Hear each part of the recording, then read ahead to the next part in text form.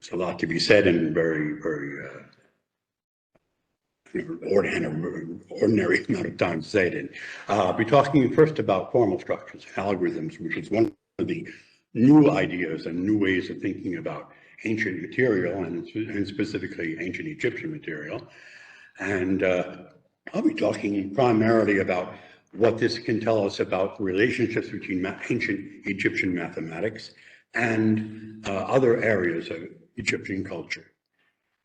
Second point, the historicization, recent trends of looking at the full context of different fields, particularly, of course, mathematics in the Middle Kingdom, a certain period of the beginning of the second millennium BCE.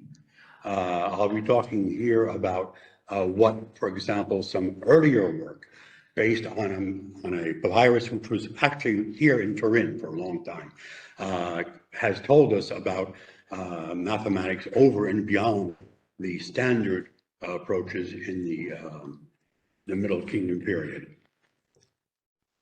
And finally, I'll be talking about a new historiography, a reflexive look back at, which has become important in recent years, on the history of ancient Egyptian mathematics and the way in which this tells us not only things about the community of historians of Egyptian mathematics, but also about ancient Egyptian mathematics itself.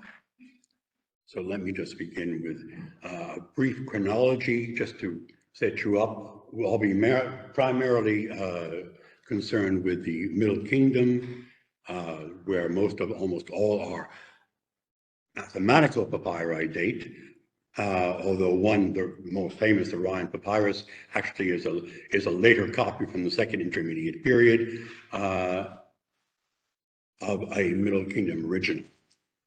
I'll be, however, talking also about the Old Kingdom on one end. I will not be talking, but we should bear in mind that probably the most important area of research today in Egyptology of all kinds is the very late period, a period which is mainly left on the wayside for many, many years and has become the most important area in recent research. And one point I should make before I begin, that is seldom realized, that the mathematical texts use a very special number system. It's not the standard Egyptian number system.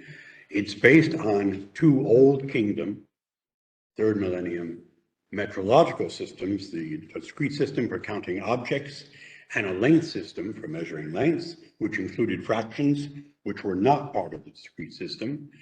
And what happened in the Middle Kingdom was that these two different metrological systems were put together to form an artificial abstract mathematical system, number system, in which essentially mathematics could be done, and if necessary, the answer translated back into the ordinary metrological systems.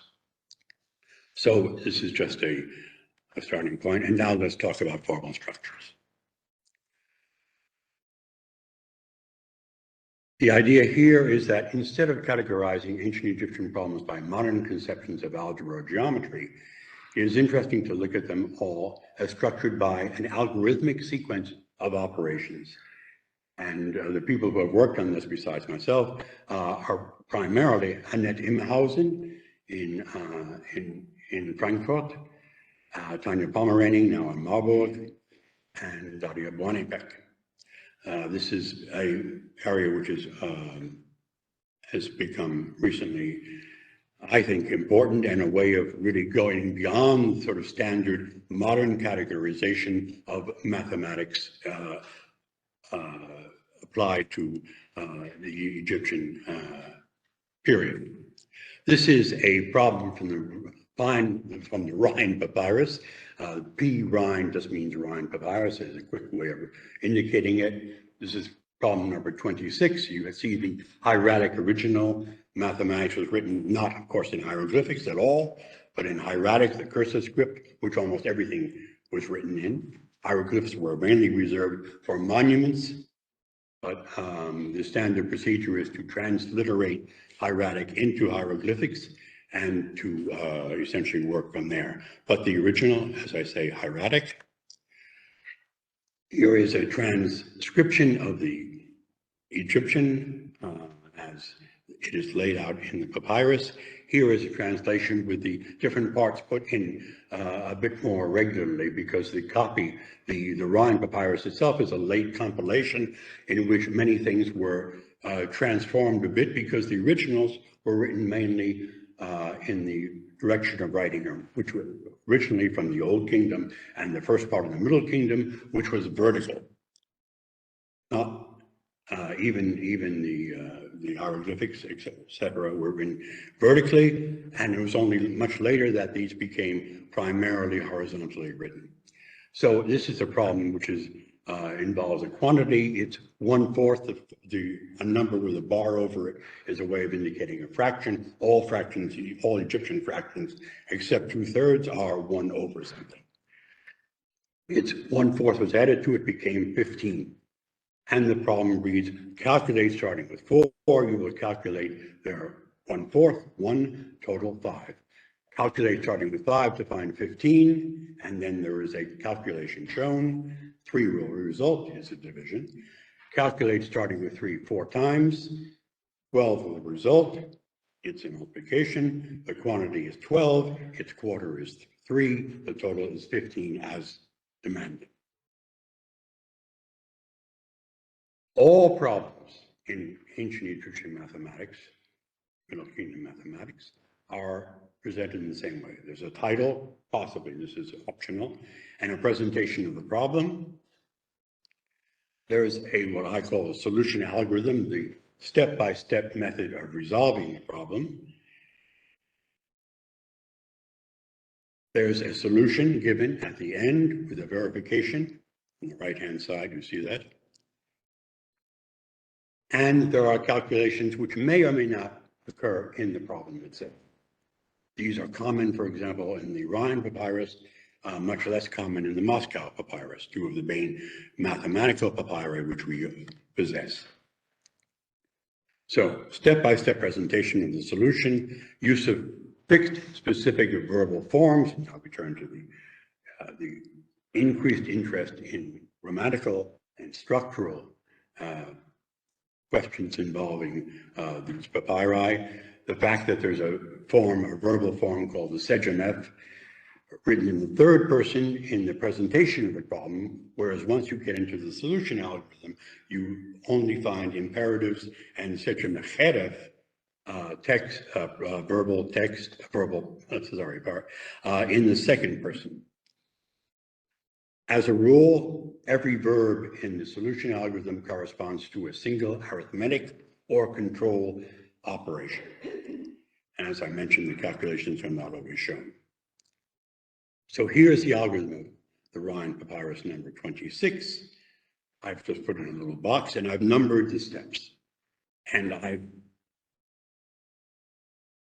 put in an implicit step there, there's an addition which is essentially amalgamation of 2 steps, which I have put out into their original 2-step form. Each number line represents an operation, of which there are 2 kinds, as I mentioned. One, arithmetic operation. This is something that gives a numerical result.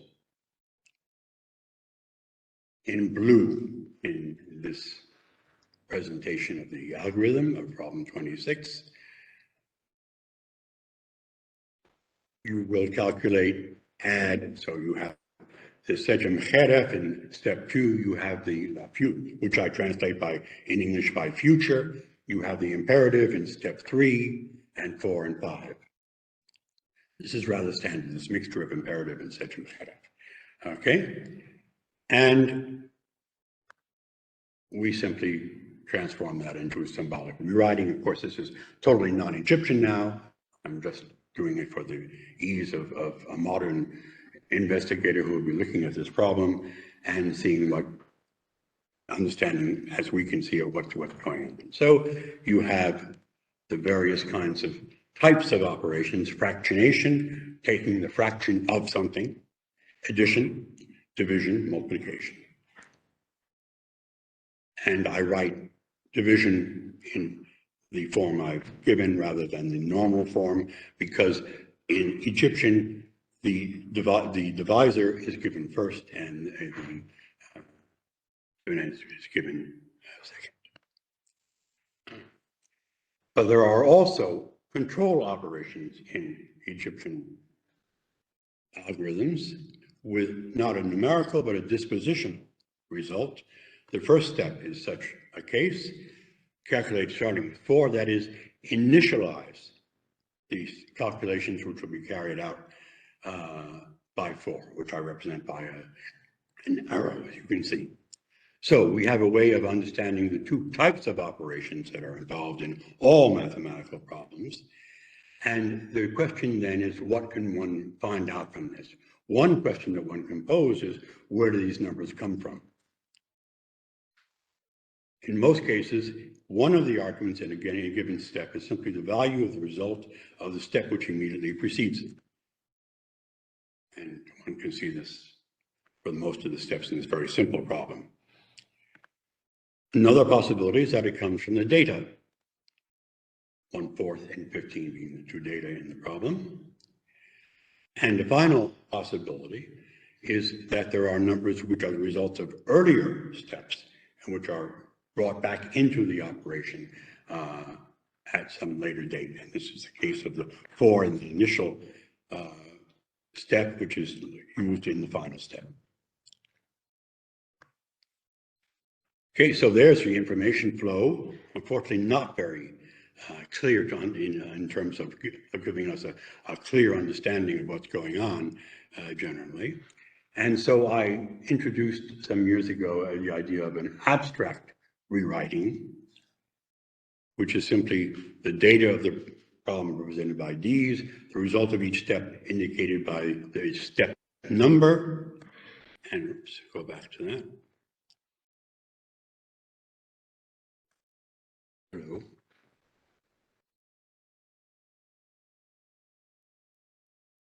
I don't know how to go back, I'm sorry. It doesn't back up.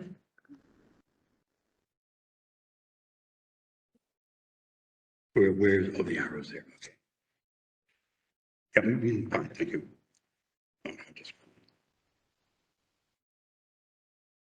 Such an algorithmic rewriting prompts a number of questions and observations. Here we'll simply restrict ourselves to the question of apparently missing steps, and I mentioned that in terms of, I see I've confused, okay. Yes, I'm sorry. Let's go to the 4.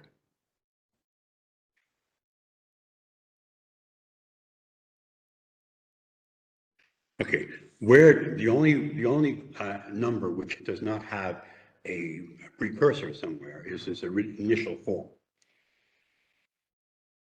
And what I generally tend to do in this rewriting is to indicate, when we can, where this number in the initializing value comes from. And with other, comparing this problem with other problems in the Rhind papyrus and the Moscow papyrus and the Lahun papyri, one sees clearly that it comes from essentially an initial step in which the 4 comes from the 1/4 datum, and is simply the inverse of that. So what we have in the initial 0 step, which is not at all in the papyrus, but it is there clearly for the scribe, is an inverse, and probably for in the Egyptian case, a division of 1 by the number. But of course, there are easier ways of doing this in Egyptian writing. And this 1 is the value I really want to say. This 1 doesn't come from anywhere. It is one of the small number of constants that are used in Egyptian mathematics, which, as in every culture's mathematics, a set of constants. We have pi, we have e, etc.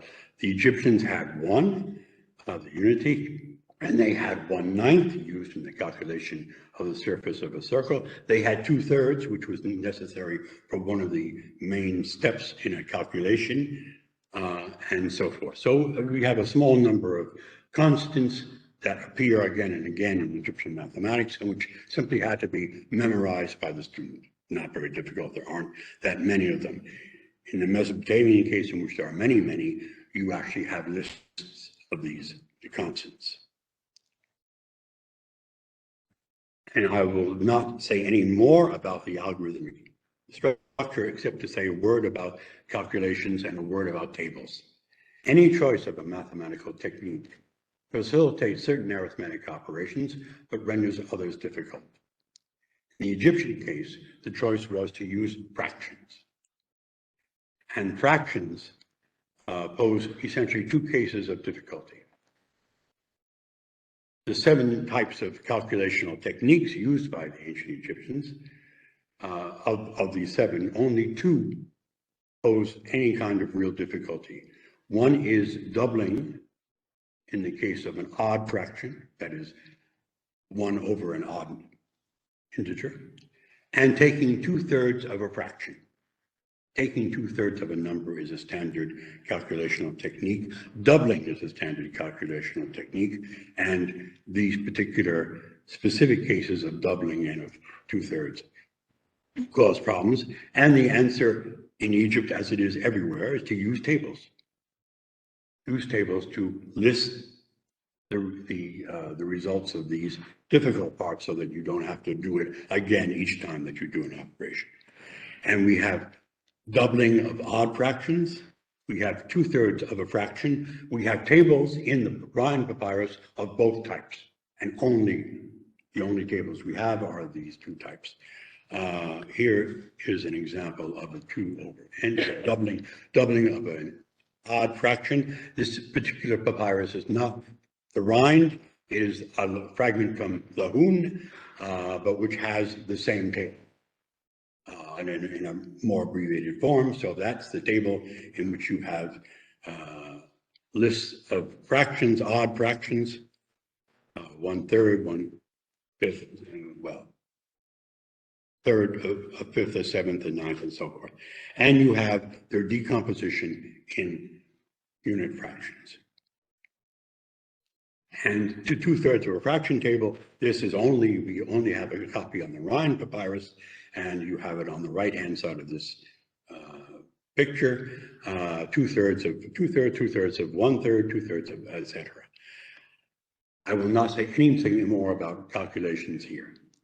I want to talk about why this is interesting to do this kind of rewriting, double rewriting of Egyptian problems in this way.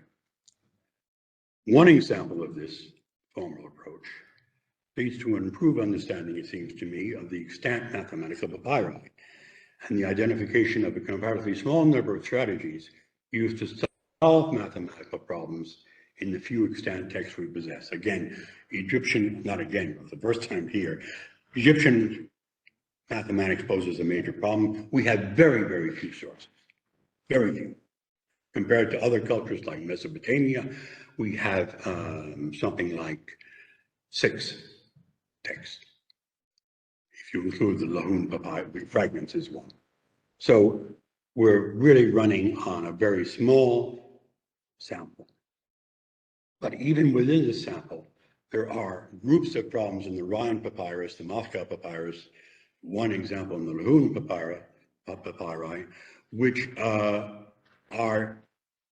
seem to deal with the same problem mathematically, the same presentation of the problem, but are dealt with mathematically apparently very differently. And they're the usual decomposition to say, oh, well, one case is they're using false position methods, the other case they're using elementary algebra, and we have these two situations. In fact, using a formal approach, one can easily show that all problems, all problems of the kind that problem 26 is an example, are essentially false position problems of exactly identical algorithm. I will not have time to do this here. I will only mention another useful result of doing this kind of work is to use the formal similarities of structure which come out of this examination of the mathematical text, to look at other texts coming from ancient Egyptian culture. And if you look at these, you find that medical texts on the one hand, legal texts to some extent on the other, share very many of the same criteria. Medical texts, for example, use the same grammatical distinction between the presentation of a problem, of course a medical problem, and the solution of that problem, which is what you have to do as a doctor to cure the person, therapeutic solution. We have the sejam chere tense, which appears almost nowhere else in ancient Egyptian texts other than in mathematics, medicine, and law.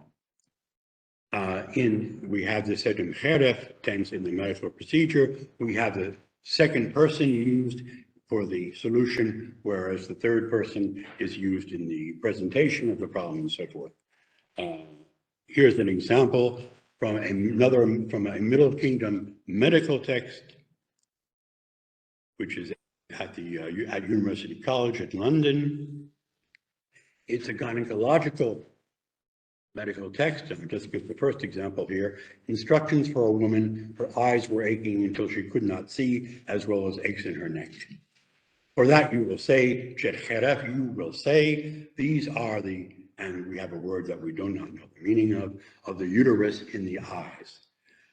Against that you will do, she will be fumigated with incense and fresh oil, etc., etc., etc. Okay? Whole series of procedures. This is, aside from the very old identification of all women's problems with the uterus, is an example of the ways in which the structure here reveals itself to be the same as in general abstract ideas as the mathematical text, which is one of the reasons I use the term rational practices to refer to things like medicine, law, and mathematics in ancient Egypt. I use the same term to refer to law, medicine, divination, and mathematics in Mesopotamia. Divination in Egypt is very much a different kind of topic, and the structure of it, the divination texts are very different from the structure of the mathematical texts. And the procedure table distinction is also present in the medical field. This is another medical virus also from the Middle Kingdom, and what it is a table of ingredients and with a very short way of dealing with them. I'm not doing tables today, so I won't go into any detail on this, but procedure text, table text. Again, another aspect. I turn to my second point, historicization. Recognition of an historical depth of ancient societies had led to a recognition of the importance of a dynamic rather than static view of mathematical content and its changes over a period of millennia.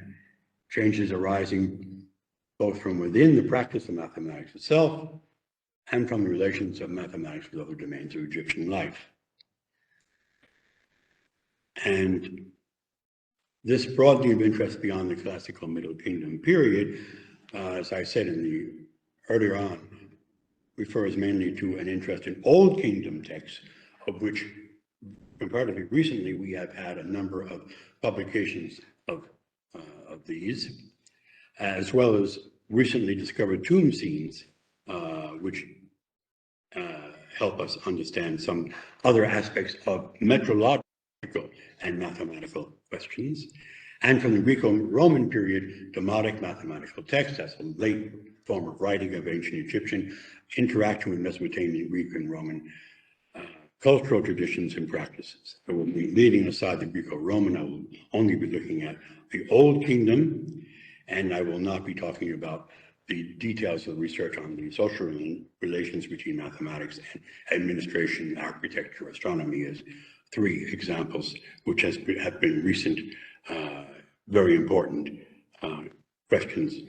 Corina Rossi here in Italy has been working in a very interesting way on architecture and and mathematics, and so that's just one example of that. But I will be looking at the Old Kingdom administrative texts, in one example, due to the pioneering work of the late Paul Posner-Kriege from Paris, on the earliest accounting and administrative papyri of the Old Kingdom, and her last work, which she was still working on when she died in 1996, which were papyri from Italian excavations in Jebelain, and that were long held just down the road at the Museo,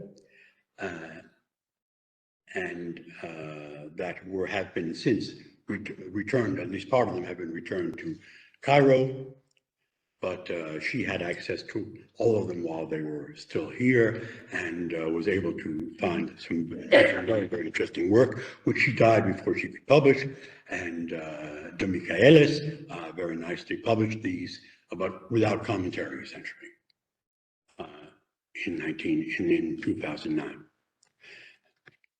There's Posner-Kriege and the copy of the title of the cover of the publication, posthumous publication of the papyri from Jebelain. One particular one is interesting for me because, and she told me about this before she died. She was very, very intrigued by it, and we were planning to work together on it. That was unfortunately not possible. But this is a register for grain dating for 2 weeks in the inundation season in Egypt, month 1, days 10 to 24 of this first month of the inundation season. This is a long table, long papyrus, with on the right-hand side here the title and what remains of the title and the organization by day. Here's a typical entry in this very long table, which runs almost 100 columns. This is the work of a particular individual. There are 90 of them. Royal servant named Ruji, who was given 10 flour units, 10 hekat of flour, and processed 10, written in red in the original. And you see just on the here the sort of magnification of one of the days. Each day is each case is a day. This is one day, and in this are all these little things in there are hieratic versions of the capacity volume units of the Old Kingdom. And at the end of the papyrus, far left, we have the total, the grand total by daily category for 2 types of flour and malt, and in these 4 columns. And here are the malt, fine malt, and malt. Here is fine flour and flour. And the thing which is really interesting for us was a sign that no one had seen in a administrative text involving grain ever before, which is this little sign here. And this is interesting because if you look at the grain capacity measures from the Old Kingdom, it's all hieratic, no hieroglyphic. This is a factor diagram introduced by some years ago by Johan Friberg as a means of showing relations between values, numerical values. So this is the smallest value, twice it is this value, twice it is this value, twice it is, and so on and so forth. Okay, you will probably have heard of this as the Eye of Horus fractions. Okay. This is the way they appear in the Old Kingdom. And then you have here a dot, which is the basic unit, hekat, of volume, and then you had this vertical bar, which apparently represented 10. This was known well before, since the 19th century. What was new now is this additional sign here at the end. But with this additional sign, we know this sign from another metrological system, namely discrete numbers. Here it is. And the vertical bar, which was always considered to be a separate grain idea, is 1/10 of it, and 1/10 of it in the discrete system is a vertical bar. Smaller normally than the way it's written in the grain system, but it's the same. So what we have here is clearly, thanks to the largest quantity of grain that we have ever seen measured coming from ancient Egypt, we now have a complete grain system showing that the whole discrete number system was simply added on to the high end of the grain system to form a larger grain system. Here I just did it up to 1,000 because I ran out of space. And these, because the dot is 1 on the basic unit, each value here is 10 times what it is when it was a discrete value. And one hecat, which is 5 liters, and roughly 3 kilograms of barley. And we have also from the Old Kingdom some new tomb scenes. And in these new tomb scenes, we have examples of this writing in hieroglyphic form of the discrete system. We have it here and here, except that it's not discrete. These are grain activities. This is measuring them, putting them into silos, doing the accounts and giving it to the steward. Okay, and here we have eat and then the sign for 100 from the discrete system, which is for barley, and bedet and the sign for 1,000 from the discrete system there. And here we have the hieroglyph for silo with the 100, the apparent 100 sign inside it. No one knew how to read this before. Wheat and barley. And we now can understand that this is the total amount of grain which is produced on this, in this particular estate, which was 1,000 hectares. So we're talking about 5,000 liters, roughly 3,000 kilograms of barley, 31,000 kilograms of wheat. And we now have a way of understanding total production, grain production in ancient Egypt from the main estates of the kingdom. The kingdom is divided into these estates, and here we have a first understanding of the actual values of total production. So this is an interesting result that comes out of the extending the interest in numbers, both abstract and metrological, beyond the limits of the Middle Kingdom. And finally, new historiography. Return to earlier studies, and historians have been a clearer view of under what conditions our understanding of ancient Egyptians was formed and how that has shaped current community. I've mentioned an article here by Ken Saito, which is not, of course, about ancient Egypt, but about his field of expertise, which is Greek mathematics, because it says its way of approaching the question of historiography is quite similar to what I think of as being really and very interesting ideas in modern historiography, and the same kind of thing that I like to think I'm doing in the Egyptian case, and other people are doing as well. Again, Annette Imhausen has the same approach, and recently Chris Hollings in Oxford has also gone into this in an article which will appear very shortly in Revue d'Histoire des Mathématiques.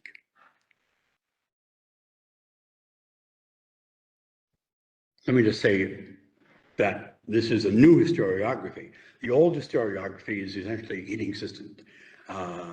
There is no real history of historians of ancient Egyptian mathematics. There is some hagiographic material, the great so-and-so who first saw this and that, but the subject hardly exists. There is a general view of the interwar period as being the golden age of work on the question, with names like the interwar between the First World War and the Second World War, with names like the T. Eric Peat and Arnold B. Chase, who edited the Rhine, edited two versions of the Rhine Papyrus, two editions, and the analytic, the article publications by Otto Neugebauer and Kurt Vogel during this period, and the only name that really has come out from the post-war period, Sylvia is not here, I see, but aside from Silvio Riero, of course, is Richard Gillings, who was an Australian mathematician, amateur historian of mathematics, and who wrote a nice book in the early 70s on Egyptian mathematics, which is very often quoted.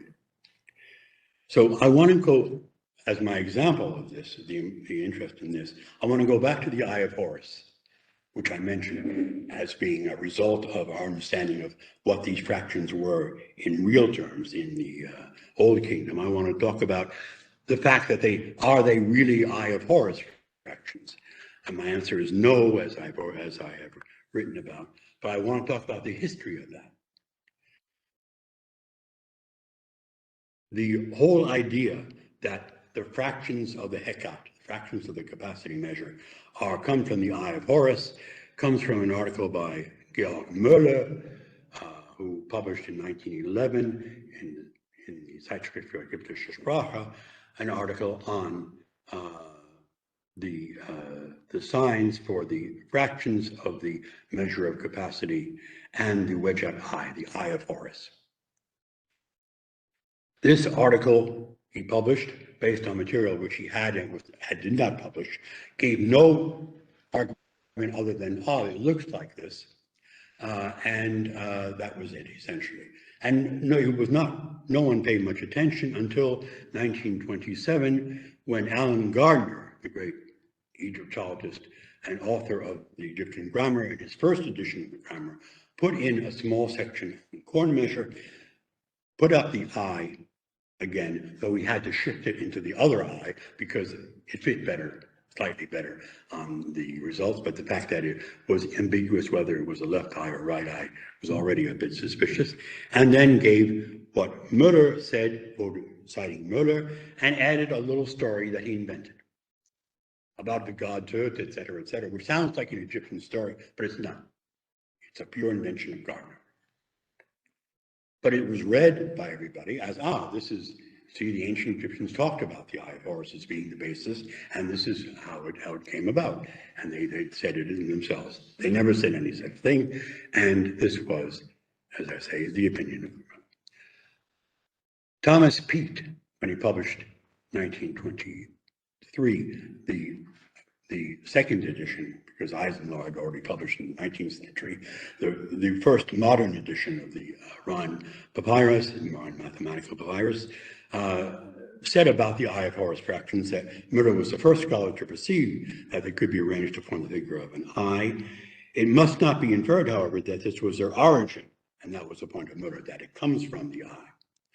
It may have been an ingenious discovery of some scribe that they could be arranged in such a way, etc., much later. So, doubts about the Eye of Horus. But Chase and Manning, when they published their version of the Rhine Mathematical Papyrus in the late 20s, and here I have added the wife of Arnold Chase, Eliza Green Chase. No picture of her exists, as far as I can tell, anywhere on the net. So all I have is a gravestone for her. She did all the hieratic, the hieroglyphic, and the transcription Rhine Papyrus for the Chase edition. Her name does not appear in your book. Chase said, the Egyptians also used as fractions of a Hekat, the fractions, etc., which are known as the powers of two, and he points at this not only was obviously true, but it was very convenient. So we have two versions of the Eye of Horus coming out of the Rhine Papyrus, and this was questioned by Neugebauer, Otto Neugebauer, the year after the the publication of the final volume of the Chase edition, in an article on the bushel of the volume of the unit of volume and its parts that he published in the Zeitschrift. He was immediately answered, as was the custom in the 1930s, by Kurt Vogel, who said on the question of the parts of the bushel, Neugebauer, again, it's got it completely wrong.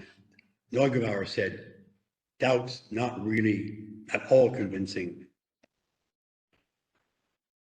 Vogel say, no, this is absolutely convincing. Neugebauer once again has it wrong. Neugebauer writes back, and in a later year of the same journal, no. Vogel once again has it all wrong, and this goes back and forth for years. I won't go into that, but just simply to say that by the 1930s, there was a major division between mathematicians and Egyptologists, both working on ancient Egyptian mathematics.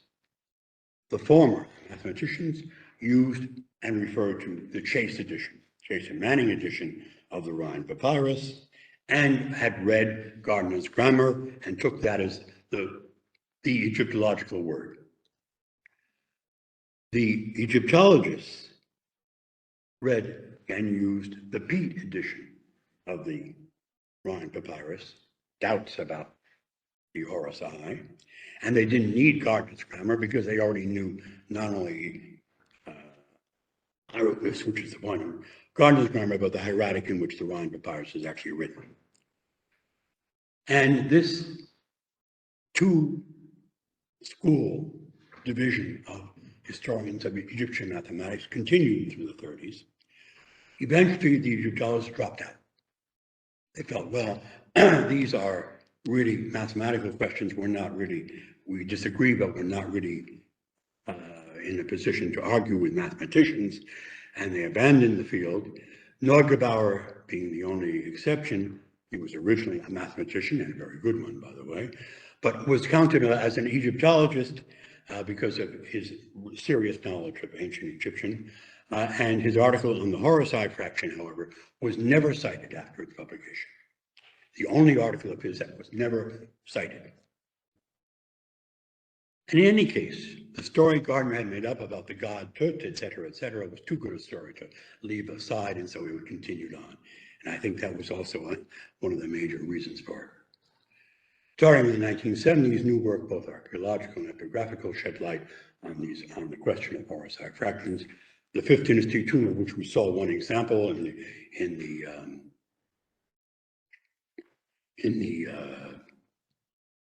the agricultural scenes, was unearthed in Saqqara in the 1990s. New work on the Jebelain papyri, all enabled. Here's a scene from, by the way, from the tomb in which one person is saying to the other, "Give me that hekat measure so that I may measure with it." And the other one says, "Oh, should I give you my superintendent's hekat measure?" And the object which is in between hekat and this hieroglyph here is an unknown hieroglyph, and is clearly an attempt to hieroglyphize a hieratic sign, and namely the hieratic sign for 1/2 in the capacity units. And we see that it isn't even written the same way for the two persons. Here it's written with a little line there, this way, over here not. There is a certain fluctuation and floating. I was able to put all this stuff together, both the hieratic material from the administrative papyri and the attempts, few various attempts to develop hieroglyphs for that early on. And if one looks at them over a period extending from the very 4th dynasty here down to the 20th dynasty down here, one sees very clearly that over the years, the hieratic forms, as natural in any writing system, changed. And only later was their form in any way, did their form in any way resemble the Horus Eye? And I would argue even then, probably not. But this is another question. In any case, certainly Pete was right And Chase was wrong about the values of this. And there's a similarity between the components in the cursive form and the variability of early attempts to create hieroglyphic equivalents of them and the rarity indicates that these come from the hieratic, purely abstract form. And this is something interesting too, because it is standardly held that Egyptian writing was originally hieroglyphic and became hieratic cursive. And that is true for most signs, but not for numerical signs. Aside from the discrete system, numerical signs start off as hieratic, I believe, and I think one can see, and our later forms, our hieroglyphic forms, are created when one wants to put these numbers into monumental inscriptions. And just summing up, I would say that the shift for contemporary tendencies, the shift of emphasis from disciplinary classification to linguistic and structural questions has led to a different way of looking at Egyptian mathematics and its relationship to other things. And this relationship to other things involves an extension of interest, broader horizons with respect to both time and cultural domain as defined by the Egyptians themselves, and a reflexivity of approach in terms of an interest in the historical context, not only of the target culture of Egypt, but of our own, which has shaped our understanding of ancient Egyptian mathematics and continues to do so today, which is why a reinterpretation of ideas is always something that's necessary in any field, and in ancient Egyptian mathematics, to keep up not only with changes as we see them, or different ways of seeing the ancient Egyptian material, but coming out of different ways in which we understand ancient material in general. And I will end there. I've gone over my time in any case. Thank you.